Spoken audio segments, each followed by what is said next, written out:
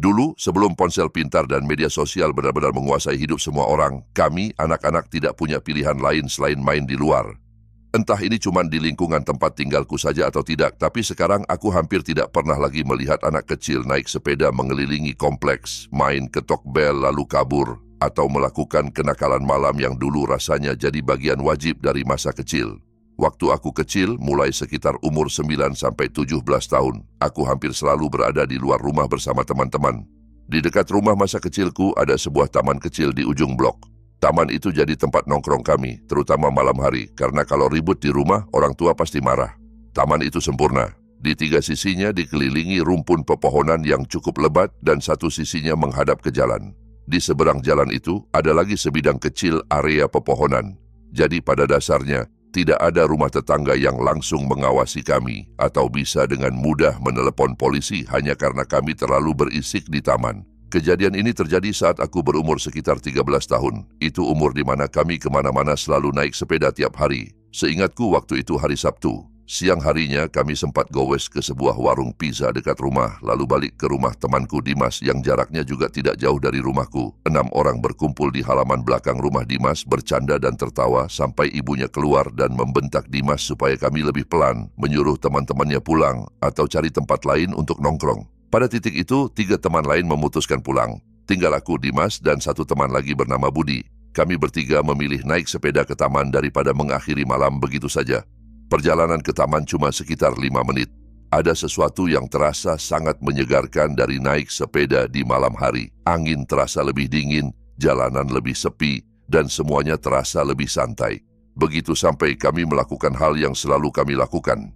Taman itu punya lapangan baseball kecil, tribun penonton kecil dengan beberapa baris bangku, beberapa bangku taman biasa, dan satu area bermain yang lumayan besar dengan ayunan dan perosotan. Kami hampir selalu nongkrong di area permainan itu karena lantainya yang agak tinggi dan banyak sudut tersembunyi, pas untuk duduk santai sambil ngobrol tanpa terlalu kelihatan dari jalan. Kami duduk di atas platform permainan, ngobrol dan bercanda seperti biasa, sampai tiba-tiba Dimas berbisik, "Shh, kalian dengar sesuatu enggak?" Kami bertiga langsung diam, menahan suara dan mendengarkan.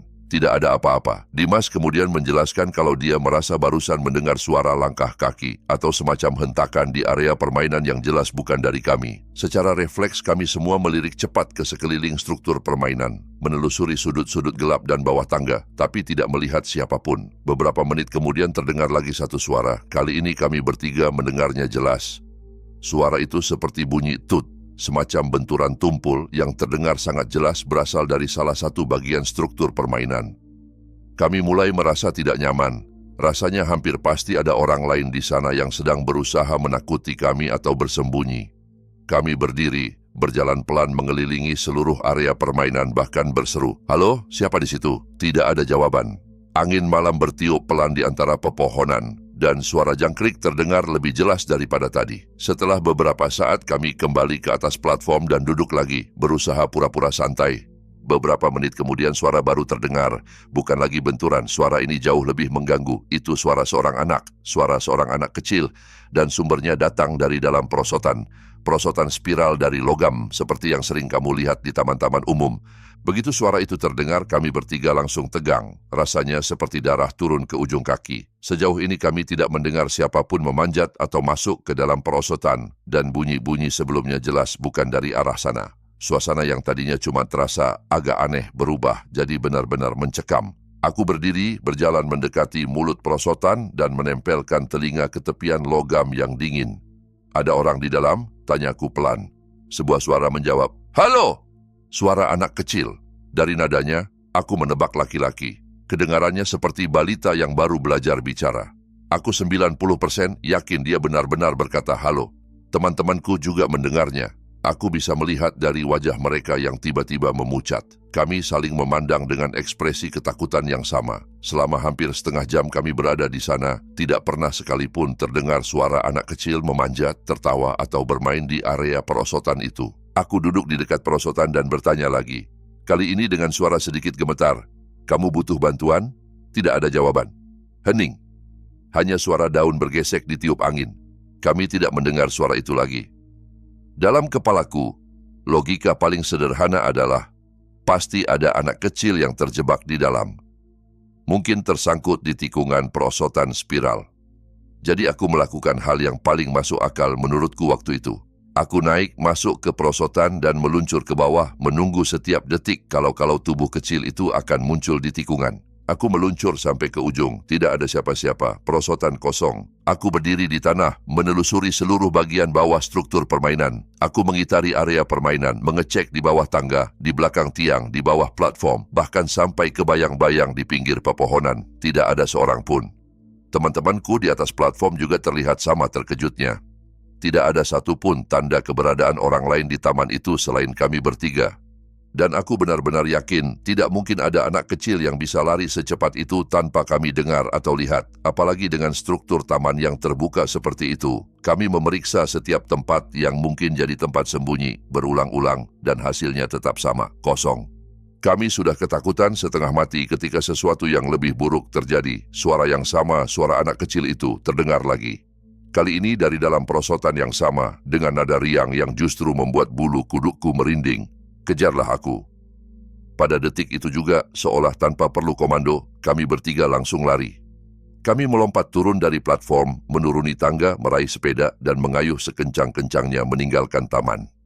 Aku tidak pernah merasa mengayuh sepeda secepat malam itu.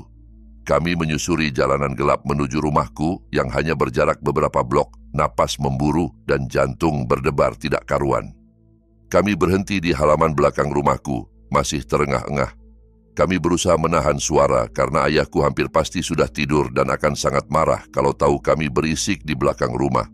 Kami duduk di lantai teras belakang, saling pandang, mencoba merangkai penjelasan logis tentang apa yang barusan kami alami. Tapi semakin kami bicara, semakin aneh rasanya. Lalu, sesuatu yang membuat malam itu jauh lebih menakutkan terjadi. Ada suara ketukan di pintu gerbang belakang. Bukan ketukan keras, tapi ketukan pelan, berulang. Seperti seseorang yang sopan minta izin untuk masuk. Aku menelan ludah dan berseru pelan, "Siapa?" Dalam pikiranku, mungkin itu anggota keluargaku yang baru pulang atau tetangga. Suara perempuan menjawab, terdengar asing, sedikit datar. "Halo." Lalu, tanpa jeda panjang, dia bertanya, "Barusan kalian dari taman, ya?" Kami saling berpandangan lagi, kali ini dengan rasa cemas yang berbeda. Di sambungan antara pintu gerbang dan pagar, ada celah kecil, garis tipis tempat cahaya dari luar menyusup masuk. Dari situ, kalau kamu mendekat dan mengintip, kamu bisa melihat siapa yang ada di seberang. Aku mendekat, menempelkan mata ke celah itu. Di sisi lain berdiri seorang perempuan paruh-baya. Rambutnya kusut, wajahnya tampak pucat di bawah cahaya lampu jalan. Dan yang paling membuatku nyaris mundur spontan adalah senyumnya. Lebar, tidak bergerak seperti dipaksakan, tapi tidak pernah benar-benar sampai ke matanya. Dia sudah menatap tepat ke arah celah itu, seolah tahu posisi mataku berada di sana bahkan sebelum aku mengintip. Aku refleks mundur satu langkah karena pemandangan itu membuat perutku mual. Dengan suara pelan aku berkata, "Enggak, Bu. Maaf."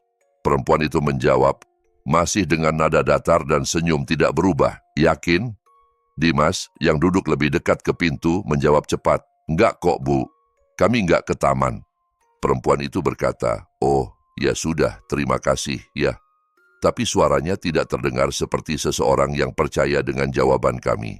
Lebih seperti seseorang yang sedang memainkan sebuah peran. Aku kembali mengintip untuk memastikan dia sudah pergi, tapi dia masih di sana, masih berdiri di titik yang sama, masih menatap lurus ke celah kecil itu dengan senyum lebar yang tidak wajar, seolah menunggu sesuatu. Itu cukup bagi kami. Kami buru-buru masuk ke dalam rumah melalui pintu belakang, menutupnya pelan, dan duduk di lantai ruang tengah sambil menahan napas. Malam itu kami bertiga hanya berbicara dengan suara hampir berbisik. Perempuan tadi, sesuatu dari dirinya terasa sangat salah. Cara dia berdiri, senyumnya, pertanyaannya, semuanya. Teman-temanku terlalu ketakutan untuk keluar lagi mengambil sepeda mereka di luar. Mereka akhirnya menginap di rumahku dan baru pulang besok paginya saat matahari sudah tinggi. Kami tidak menginjakkan kaki ke taman itu untuk waktu yang sangat lama setelah kejadian. Kalau mau dipaksa cari penjelasan rasional, mungkin saja suara di perosotan tadi adalah anak kecil yang kabur sebentar dari ibunya dan bermain di taman. Mungkin perempuan di gerbang itu adalah ibunya yang cemas mencari anaknya. Tapi ada dua hal yang tidak masuk akal. Pertama, kami pulang dengan sepeda secepat mungkin. Hampir tidak mungkin seseorang yang berjalan kaki bisa tahu kami mampir ke rumahku, mengikuti kami, lalu menemukan pintu gerbang belakang rumah dalam waktu sesingkat itu. Kedua, kami tahu dengan pasti bahwa tidak ada seorang pun, apalagi anak kecil, yang berlari atau berlalu di area permainan selama kami berada di sana. Kami akan melihatnya. Jadi suara apa yang kami dengar di dalam perosotan logam itu? Siapa sosok kecil yang mengatakan, "Kejarlah aku"? Dan siapa perempuan dengan senyum yang tidak wajar di balik pintu gerbang rumahku malam itu? Sekarang ini, kejadian itu sudah jadi kenangan jauh, samar, tapi rasa tidak enaknya tidak pernah benar-benar hilang. Dan aku hampir yakin, aku tidak akan pernah mendapat jawaban pasti. Sekarang bayangkan kamu sedang berjalan santai di taman dekat rumahmu. Lampu jalan redup, angin pelan, semuanya terlihat biasa saja. Sampai kamu tiba-tiba menyadari ada seseorang yang memperhatikan setiap langkahmu. Cerita berikutnya dimulai dari perasaan sederhana itu, dan pelan-pelan berubah jadi sesuatu yang jauh lebih mengganggu. Aku tidak pernah menyangka jalan santai di taman bisa berubah menjadi salah satu malam paling menakutkan dalam hidupku. Tapi itu memang terjadi. Aku tinggal di sebuah kota kecil pinggiran, tipe kota di mana hampir semua orang saling kenal, dan kebanyakan orang percaya bahwa kapanpun kamu keluar rumah, semuanya aman-aman saja. Waktu itu hari Jumat malam di musim kemarau tahun 2018. Aku baru selesai shift malam di tempat kerja dan ingin menenangkan kepala sebentar sebelum pulang. Taman kota itu hanya beberapa blok dari apartemenku dan aku sering ke sana untuk jogging atau sekadar berjalan ketika butuh berpikir. Malam itu suasananya sepi, hampir terlalu sepi. Matahari sudah tenggelam sekitar 1 jam sebelumnya. Lampu jalan di dalam taman menyala, tapi jalur pejalan kaki utama masih terasa gelap karena terhalang rimbun pepohonan di kanan kiri. Aku ingat betul aroma rumput yang baru saja dipotong, masih tercium jelas ketika aku melangkah masuk melewati gerbang taman. Suasananya terasa damai, menenangkan. Aku tidak berharap bertemu banyak orang. Biasanya di malam hari pada hari kerja, taman hampir kosong. Paling hanya ada beberapa orang yang mengajak anjing mereka jalan-jalan atau sepasang remaja yang duduk di bangku sambil ngobrol. Aku mengenakan earphone dan memutar musik dengan volume sangat rendah. Cukup untuk menemani langkah, tidak sampai menutupi suara sekitar. Lalu aku mulai berjalan di jalur utama.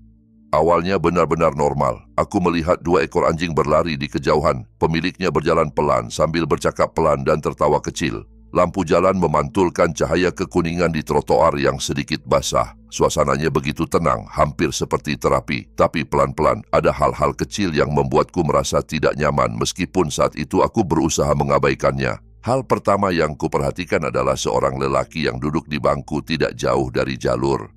Dia memakai hoodie, tudungnya tertarik menutupi kepala meskipun malam itu tidak dingin.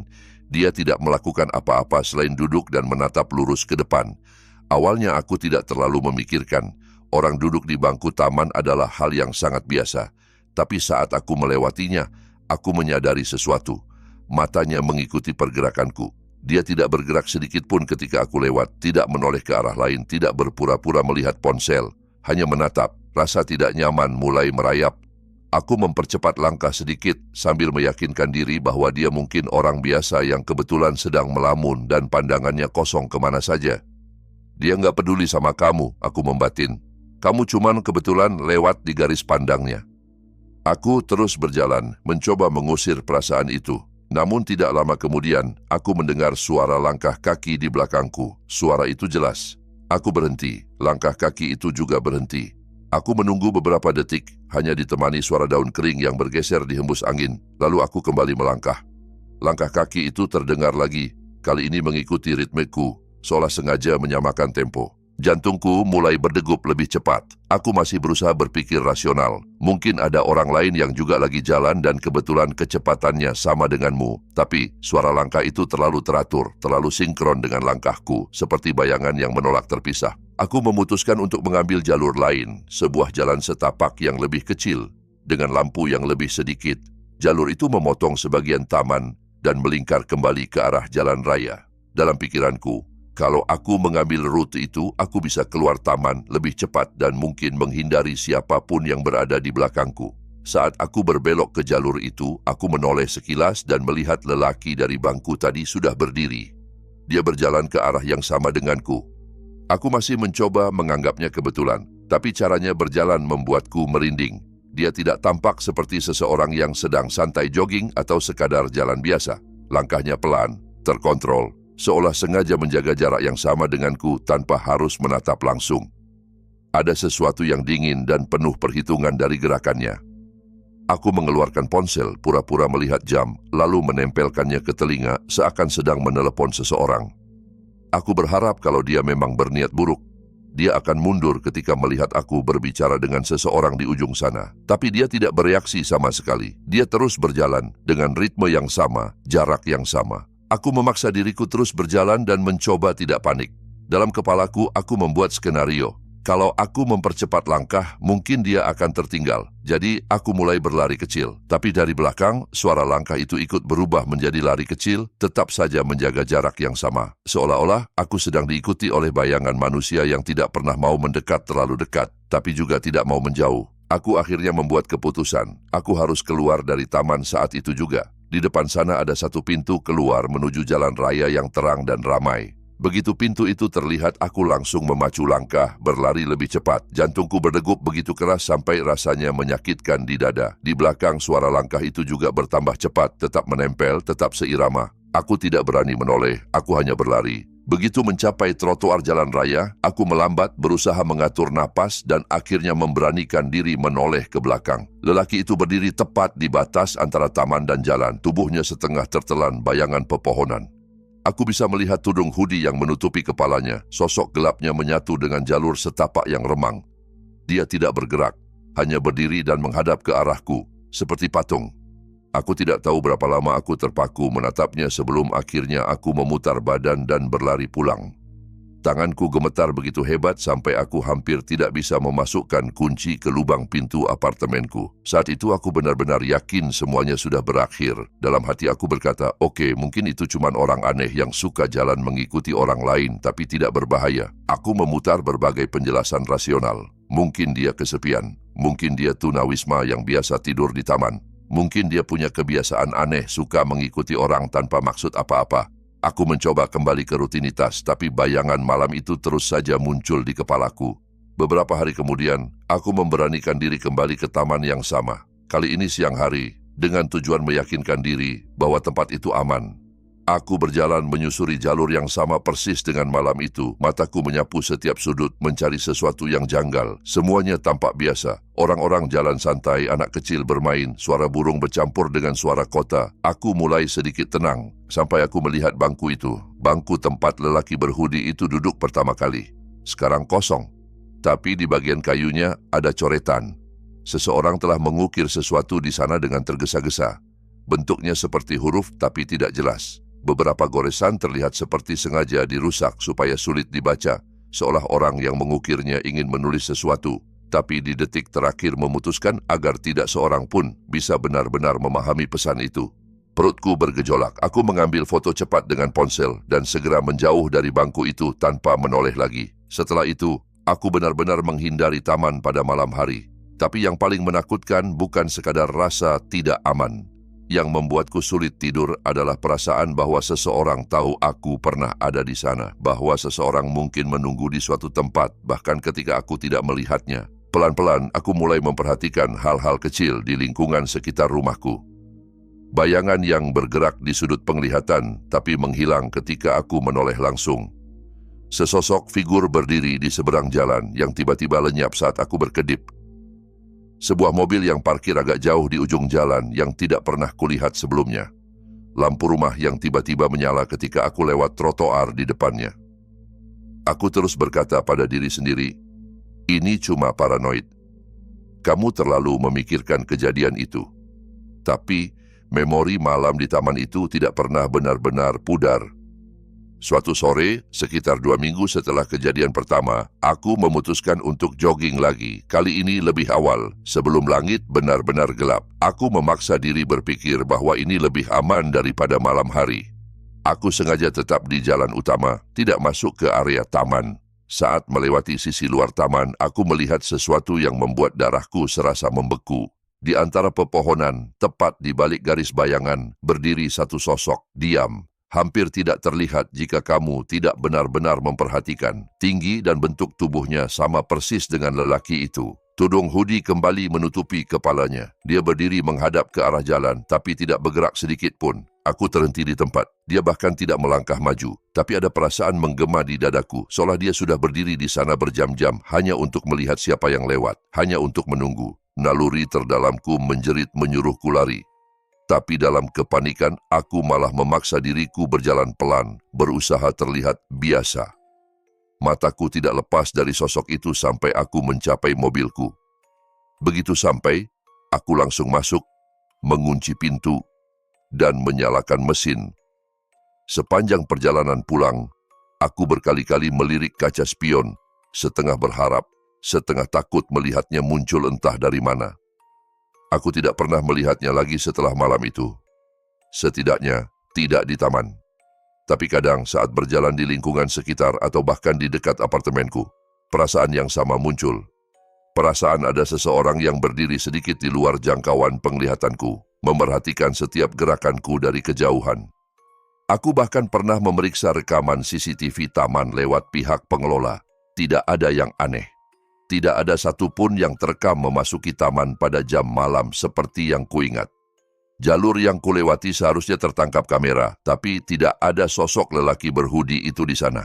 Aku tidak tahu apakah dia seseorang yang tahu titik buta kamera atau seseorang yang entah bagaimana hidup di sela-sela ruang yang tidak diawasi siapapun. Hal paling aneh dari semuanya adalah aku tidak pernah mendengar satu kata pun darinya. Tidak ada suara, tidak ada sapaan, tidak ada ancaman langsung. Hanya langkah kaki yang mengikuti ritmeku dan kehadiran yang terasa menekan, seolah udara ikut menebal ketika dia mendekat. Aku sudah menceritakan ini ke beberapa teman dan keluargaku. Kebanyakan dari mereka hanya mengangkat bahu dan menyebutnya paranoia. Aku tahu apa yang kualami, dan aku tahu rasa takut itu nyata, bahkan jika tidak ada bukti yang bisa kutunjukkan. Sekarang aku benar-benar menghindari taman itu jika hari sudah malam. Bahkan di siang hari, aku lebih suka tetap di jalan besar dan tidak terlalu dekat dengan deretan pohon. Tapi memori itu selalu menempel. Kadang, larut malam, aku mendapati diriku memandangi garis pepohonan gelap dari jendela apartemen, bertanya-tanya apakah dia masih di sana, berdiri di balik bayangan, menunggu orang lain yang cukup sial untuk dilaluinya. Aku hampir tidak pernah kembali ke sana lagi. Tapi ada bagian kecil dalam diriku, bagian yang tidak logis, yang merasa bahwa dia masih ada, bahkan sekarang. Berdiri di balik jarak pandang, memperhatikan siapa saja yang berani berjalan sendirian. Aku tidak tahu kenapa dia memilihku malam itu. Atau apakah dia memilihku sama sekali, atau aku hanya kebetulan saja. Aku tidak tahu apakah dia benar-benar berbahaya atau hanya seseorang yang terobsesi mengamati orang asing. Yang aku tahu hanya satu. Perasaan diikuti dan diawasi tanpa seorang pun bisa membuktikannya adalah jenis ketakutan yang sulit dijelaskan. Bahkan saat menulis ini pun, aku masih merasakan dingin di punggung mengingat caranya berjalan tenang, selalu menjaga jarak tapi tidak pernah menghilang. Aku masih berjalan kaki sesekali, tapi aku pastikan aku tidak pernah sendirian di taman setelah gelap. Dan kadang, ketika aku berada di rumah, aku merasa seperti mendengar suara langkah kaki di luar. Tidak cukup dekat untuk terdengar jelas, tapi cukup untuk menyisakan kesan bahwa seseorang sedang berjalan mondar-mandir, memperhatikan jendela rumahku. Aku selalu berkata pada diri sendiri, pasti cuma suara angin, pasti cuma orang lewat. Aku berharap memang begitu, tapi perasaan bahwa ada seseorang di luar sana yang masih menunggu, mengawasi, dan mengikutiku seperti malam itu tidak pernah benar-benar hilang. Aku tidak pernah melapor ke polisi, tidak ada bukti, tidak ada rekaman, tidak ada saksi, hanya ceritaku sendiri tentang lelaki berhudi tanpa wajah. Aku bahkan tidak bisa menggambarkan wajahnya, yang kuingat hanya tudung, bentuk tubuh samar, dan perasaan bahwa dia tahu persis setiap langkah yang kuambil. Ketidakpastian itulah yang paling menghantuiku. Aku tidak tahu siapa dia, kenapa dia ada di sana, atau apakah dia masih berkeliaran di sekitar kota kecilku. Bahkan lewat di depan taman itu pada siang hari pun membuat otot-ototku menegang. Bertahun-tahun setelah kejadian, setiap kali aku berkendara melewati area itu, kadang aku merasa melihat sosok berdiri di tepi pepohonan, diam dan menghadap jalan. Aku tidak berhenti untuk memastikan. Aku hanya terus menginjak gas, berharap aku tidak akan pernah lagi harus berjalan sendirian di jalur itu. Kalau menurutmu berjalan sendirian di taman hanya akan memberimu ketenangan, mungkin kamu akan berpikir 2 kali setelah mendengar cerita berikutnya. Sekelompok teman hanya ingin bersenang-senang sebentar di malam hari, sampai mereka menyadari ada orang lain di dalam kegelapan yang jauh lebih tertarik pada mereka daripada kembang api yang mereka bawa. Kejadian ini terjadi kurang dari 24 jam yang lalu. Detailnya masih sangat jelas di kepalaku, seolah baru selesai terjadi beberapa menit tadi. Aku bahkan tidak tahu harus menyebut cerita ini apa, karena rasanya begitu aneh dan brutal. Yang jelas, ini satu-satunya momen dalam hidupku sejauh ini di mana aku benar-benar merasa berada dalam bahaya serius. Malam itu, aku dan 5 orang teman nongkrong di sebuah taman umum yang cukup terkenal di kotaku. Taman ini berada di daerah yang lebih tinggi, dengan pemandangan kota dan gedung-gedung kampus yang terlihat jelas dari atas, jadi warga sekitar menjulukinya Bukit Pandang. Waktu itu sudah sangat larut, sekitar jam 11 malam. Rencana kami sederhana, duduk di bangku-bangku taman, ngobrol, dan menikmati angin malam. Tidak ada niat melakukan hal yang aneh-aneh. Lalu salah satu temanku berkata bahwa di bagasi mobilnya ada beberapa kembang api jenis Roman candle. Dia mengusulkan agar kami menyalakannya, sekadar hiburan kecil. Aku langsung merasa itu ide buruk kalau dilakukan di Bukit Pandang. Taman itu terlalu terbuka, bisa terlihat jelas dari jalan dan daerah sekitarnya. Jadi aku menyarankan kami pindah ke bagian taman lain yang lebih tersembunyi, yang biasa disebut orang sebagai putaran, karena bentuk jalannya seperti kuldesak besar. Putaran ini hanya beberapa menit berkendara dari Bukit Pandang dan hampir seluruh bagiannya dikelilingi pepohonan lebat. Kalau kami menyalakan kembang api di sana, hanya orang di bagian itu saja yang mungkin melihat. Kami berenam masuk ke 2 mobil terpisah dan menuju ke sana. Meski ada banyak tempat parkir di dalam area putaran, kami memutuskan memarkir mobil di luar, di pinggir jalan yang agak jauh, hanya untuk berjaga-jaga kalau terjadi sesuatu. Kami mulai berjalan menyusuri jalan masuk menuju area utama putaran yang pada dasarnya adalah bundaran besar di ujung jalan, dikelilingi hutan kecil di semua sisi. Jalan masuknya cukup panjang dan berkelok menembus deretan pepohonan rapat yang menghalangi pandangan ke dalam. Dari luar kamu tidak bisa melihat apapun yang terjadi di dalam. Di sepanjang jalan yang kami lalui, kami melihat beberapa mobil terparkir di sisi kiri dan kanan. Kami tidak terlalu menghiraukannya. Orang sering datang ke taman itu untuk berjalan atau sekadar duduk di dalam mobil. Tapi tetap saja, untuk jam selarut ini, jumlah mobil itu terasa agak aneh. Saat kami semakin masuk ke bagian dalam, sampai di area bundaran utama, kami menyadari ada beberapa mobil yang diparkir melingkar di sekeliling putaran. Lampu mereka semuanya mati. Tidak ada suara musik, tidak ada suara orang tertawa. Hanya mobil-mobil gelap yang diam, seperti mata yang terpejam tapi sebenarnya sedang memperhatikan. Tiba-tiba, sebuah truk yang terparkir tak jauh di belakang kami mulai bergerak, masih dengan lampu depan mati. Awalnya truk itu menghadap ke arah pintu masuk putaran, seolah siap keluar. Tapi mendadak dia berputar balik dan mengarah ke arah kami. Perasaan tidak enak langsung menghantam perut kami. Kami semua refleks lari kecil dan bersembunyi di balik beberapa batang pohon di tepi jalan. Truk itu melaju pelan melewati kami, seolah sedang mencari sesuatu. Setelah melewati posisi kami, truk itu terus mengelilingi bundaran, kemudian kembali mengarah ke pintu masuk, berhenti mendadak, dan berputar balik sekali lagi. Ada momen ketika kami semua saling pandang, dan tidak ada satupun dari kami yang berani bercanda. Truk itu kecil, jenis yang mungkin hanya bisa menampung 3 orang di dalam kabin. Kami berenam, semuanya laki-laki, dengan tinggi rata-rata di atas 180 cm. Secara logika, kalau memang terjadi sesuatu, jumlah kami lebih banyak. Tapi entah kenapa, fakta itu sama sekali tidak menenangkan. Yang kurasakan hanya rasa waspada dan ketakutan yang makin menebal. Entah kenapa, di tengah suasana yang sudah jelas aneh, salah satu temanku justru menganggap ini waktu yang sempurna untuk menyalakan satu Roman candle.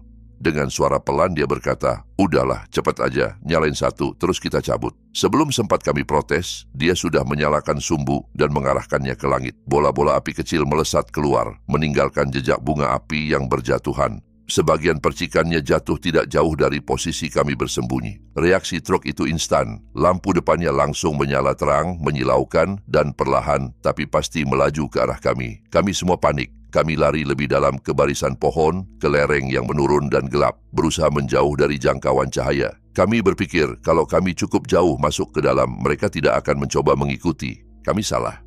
Truk itu naik ke atas trotoar, melewati batas jalan dan mulai menerobos ke area rumput. Ban-bannya menghancurkan rumput basah dan akar kecil di tepi hutan. Siapapun yang menyetir jelas melihat kami lari ke arah pepohonan karena tidak lama kemudian lampu jauh dinyalakan dan klakson dibunyikan panjang, memecah keheningan malam. Cahaya lampu menyapu ke arah pepohonan tempat kami baru saja berlari. Yang bisa kami lakukan hanya satu, lari secepat mungkin masuk ke dalam hutan kecil itu. Tempat ini bukan jalur setapak resmi, tidak ada jalan tanah rata. Hanya semak, rumpun ilalang tinggi, dan tanah yang tidak rata membuat kami beberapa kali hampir terjatuh.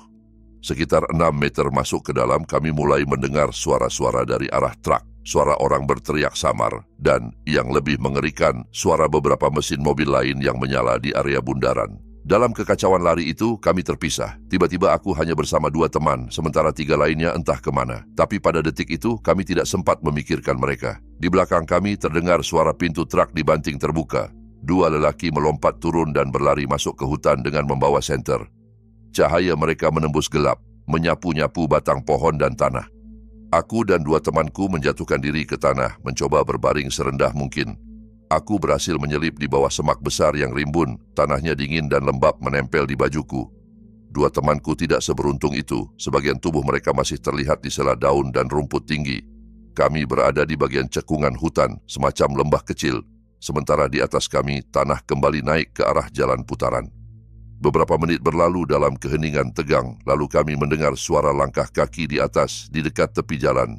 Cahaya senter menari-nari di antara batang pohon di atas kepala kami. Aku berusaha menahan napas, memaksa paru-paru menahan udara. Kami tidak tahu apakah mereka bisa melihat kami dari atas. Rasanya seperti berada di dalam perangkap. Satu kelompok mencari dari arah depan, dari truk, dan kelompok lain menyisir dari jalur di atas. Yang paling membuatku bingung adalah alasan mereka. Kami memang menyalakan satu kembang api tapi sama sekali tidak mengarahkannya ke mobil atau orang lain. Kami tidak merusak apapun. Di daerah kami, kembang api jenis itu pun sebenarnya tidak ilegal.